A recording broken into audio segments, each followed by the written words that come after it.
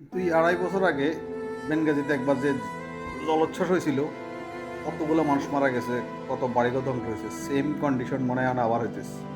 গতকালকে যে ঘূর্ণিঝড় কি একটা অবস্থা হলো বেনগাজিতে, সেম সেম বেনগাজির ফ্লাইট সবগুলো ক্যান্সেল করছে। আমার ত্রিপুরের যে মিতিকা, আমার আর এই যে পাশে এয়ারপোর্ট, মিতিকার ফ্লাইটগুলো ক্যান্সেল করছিল গতকালকের।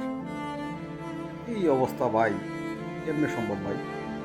মনে হয় লিবিয়াতে চার দিক থেকে ঘিরে ধরছে ভাই, একটার পর একটা অর্থনীতিতে ধস। আপনার এই যে মনে করেন ডলারের $1 কিনতে হইতেছে 9 টাকা দিয়ে, লিবিয়ার দিনারে।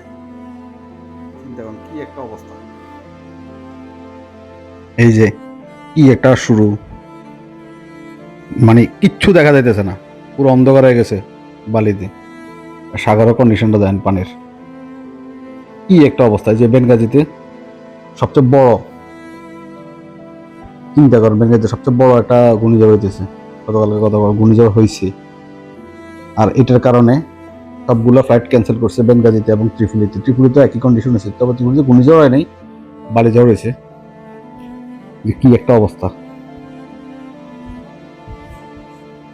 দুইটা এরিয়াতে সবগুলো ফ্লাইট ক্যান্সেল করছে গতকাল।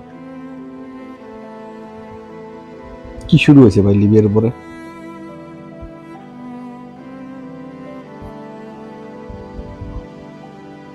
হে আল্লাহ,